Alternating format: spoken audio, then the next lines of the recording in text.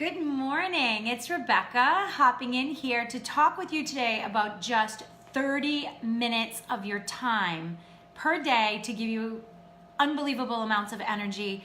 If you are interested in going deeper on that, go to talkwithbecky.com. How's your morning going so far? Sorry I'm a little late. I had to warm up my coffee as I typically do. I must warm this cup like, I don't know, at least 3 to 5 times every morning. But I got Minnie Mouse today. She just makes me happy. And anyway, just hopping in here because interesting conversation yesterday. Had someone message me that they wanted to chit chat with me on a call to help them with systems, and that was awesome. And so we were getting ready to schedule the call for today, and I suggested 9:30. And her response was, I'm so sorry, I'm not available at 9:30 because I'm really trying to, stay on track and go to yoga. And I was like, yes, that is amazing. That is a sign, the smartest businesswoman that I was talking to in that day, because she was not willing to compromise or sacrifice that time. And you know what? It's okay, because it's not like she eliminated this responsibility of what we were doing today. She just said, can we do a different time? And it actually worked out better because it'll be this afternoon. But nonetheless, that's why I'm in here today, is because most of us let our health and wellness fall sideways when we get too wrapped up in our business, and our business is, keeping us on that hamster wheel, okay, if we haven't implemented systems yet. So what I wanted to accomplish today is just to give you a couple of tips in order to be able to put this back in your life if it's not already there. Because I'm telling you, 30 minutes per day will give you energy that will drive, it's going to drive your team, drive your business, like unbelievably so. And I'm not joking with this. Your team is gonna kind of be like, if you're not doing this already and then you start to implement it, your team's gonna be like, what's going on? What's happening right now? And I'm serious, it's amazing. So here we go. Without further ado, first and foremost is determine the amount of time that you can set for movement, some kind of movement. What is that? How much time you got? Now, I know you're gonna say I don't have any time. I've got nothing going on. I have no time to give you, Becky, but I'm gonna tell you that yes, you do. Okay, so 30 minutes is what I'm looking for. And if you cannot get 30 minutes all together, coagulated as a whole 30 minutes, start to finish, that doesn't matter. It's not even an excuse, so forget it.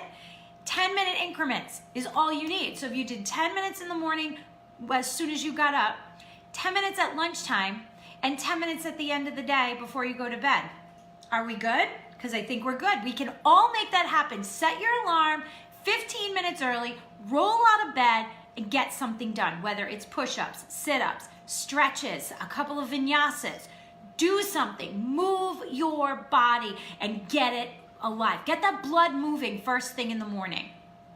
For me, I'm doing it at 5 a.m. I get up at 5, I have my own little routine. By 6:30, from 6:30 to 7 o'clock, I'm moving my body, okay? I'm doing like, a vinyasa flow or some kind of thing for 30 solid minutes, and it's intense. It pushes me, it drives me harder, mentally and physically. Get it in your day. The best part about this is fit it in when it most makes sense. So for like my friend yesterday that, was going to yoga, her day starts at 9:30 maybe. Maybe her day starts earlier than that, but she can start that movement at that time because her business is such that she's later in the day, okay? It starts later on. So get it done. If you start early and your business is early and the morning is not an option for you, do it in the afternoon. But whatever you do, commit to the 30 minutes a day at least, okay? Promise me you're going to commit to 30 minutes a day. Number 2 is, like I said, you need to schedule this in at a time that you will not be disrupted, or at a time that it's not going to cause you to skip, okay? Like if it's in the at the end of the day and the kids need you to run them somewhere and you had it in your blotter or calendar that you were going to do this at 4:30, but yet now there's after school practices and those practices end at 4:15. So by the time you get there, get home, you might get home 4:45. Now you don't have enough time. I'm not going to do it. No. Look at your calendar. Put it in at a time you won't be disrupted. For me, that's before everybody gets up in the morning. It just is. Now, if you're not a morning person, that's okay. Do it when you feel the best and when you know that you are not going to lose track of it, not lose sight of it. So we put it in, if it's 10 minutes a day, and it's a 10-minute stretch, you wake up a few minutes early in the morning, you get 10 minutes of a walk in while you're at work if you can, and 10 minutes of a nice, maybe meditative yoga stretch at nighttime. There's your 30 minutes of movement, okay? So schedule it at a time where it's not going to be disruptive. Number 3, make it non-negotiable. Part of what I teach my clients and in my classes is blocking time. And when you block time for a doctor's appointment, or you block time for an appointment with one of your clients, or to do whatever it is that you do, okay, it's not negotiable. You're not going to blow that client off. You're not going to blow the doctor's appointment off. It's non-negotiable. It's in the schedule just like anything else. My friend yesterday, it was non-negotiable to her. It was in her calendar at 9:30. She was going to a class today. Hour and a half. She says, I won't be available till after this time. Perfect. It's non-negotiable. Get it in the calendar and don't push it aside like you do, on a normal basis. You just keep pushing, I'll do it later. I'll do it later. I'll do it later. And what happens is you never, ever get to it. Keep it in the schedule. It's non-negotiable. That's it. Listen, this is tough love because I see this every single day. People come to me because they say to me, I'm on a hamster wheel. I can't mentally take this anymore. I can't physically take this anymore. And one of the first things we do before we start implementing systems in the business is I say, what does your workout and your physiology look like right now? Because working out, I'm looking at you telling you it's only 30 minutes a day that I'm asking for, that the body really needs to really be energized, rejuvenated. And that 30 minutes will also give you a positive mental state of mind. Have you ever noticed that? The endorphins increase after any type of movement with the body.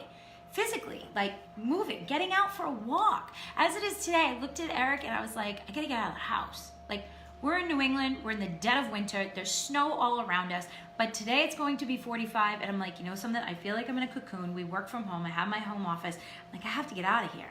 Like, I feel like I'm like choking. Can we just go for a walk? I'm going out for a walk with the dog today. I already did my yoga, that's just a little extra, breathing in the fresh air, clearing my mind, getting ready. Now, when you do this consistently, you will never want to give it up, and that's what the goal is, because those 30 minutes a day will provide you with clarity. It will provide you with such a feeling of accomplishment that you took time for yourself today, for yourself. And when you do that, mentally defrag, when you know you're in that 10 minutes or 15